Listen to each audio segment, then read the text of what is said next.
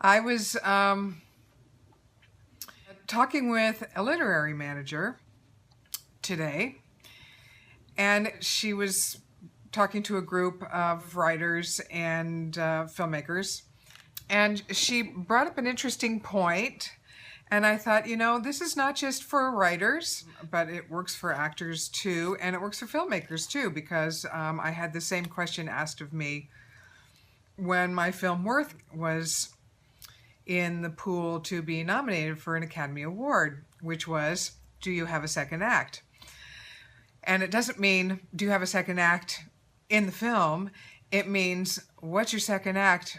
If the film had been nominated or even shortlisted for the Academy Awards that year, and that would have meant a lot of meetings, make the rounds to various literary agencies and management companies, and blah, blah, blah.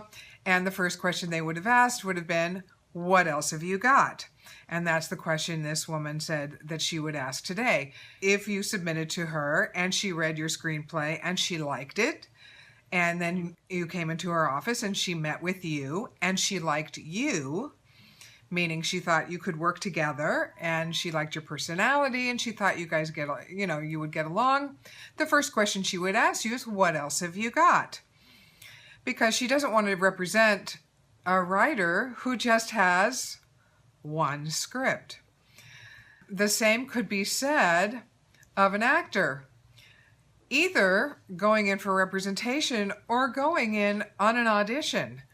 What else have you got going on? You can't just be so desperate or so not involved in your career that this is the only thing you've got going. You must have other stuff. You've got to have what's kind of termed in the business a second act. You've got to have something else. So if you're a writer, you have to have several screenplays in your backpack. I'm sure that you can have a few things that are just ideas or log lines that you haven't written yet that you can pitch, but you have to have at least, I would say, ideally, a half a dozen screenplays that you've written that are good. At least 2 or 3 that you can hand them right now and say, well, I have these. Take your pick. Which one do you want to read next?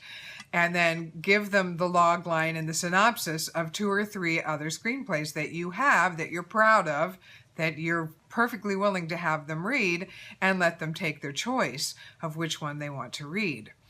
The same goes true when you're meeting as an actor, when you're meeting with an agent or a manager, or you're going into a casting office and it's like, and what's going on with you? You can't say, and deer in the headlights. You can't not, well, I took a class. I went to a casting director showcase. I had an audition. No.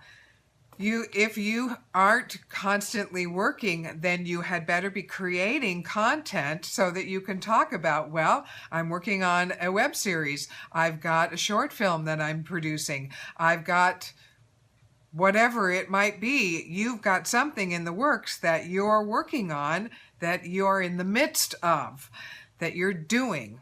If it's what you want to do as a career, you can't just do one thing and sit back on your laurels and say, hey, I did this and you should love me because I did it. It just doesn't work that way. You're always moving on to the next project. And the same thing was true when I had a film that, like I said, it was eligible to be nominated for an Academy Award, and I knew that the next question would be, and what else have you got? Well, I had another film that I had produced, and I had 8, I believe, at the time, screenplays, feature screenplays that were written and ready to go.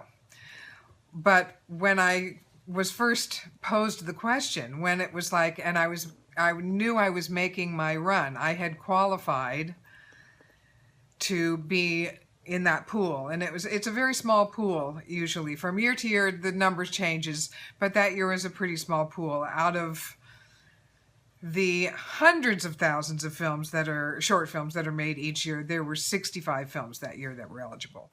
So when I knew that I was on that path and I had qualified, then somebody said, "And now what's your second act?" And I said, "Oh, yeah, okay." Because I had a couple of unfinished screenplays at that point in time, because I'd been out on the festival circuit pretty much for a year and a half. I didn't have, I hadn't had time to finish those screenplays, and so I dug down and finished them. Like within 4 months, they were done.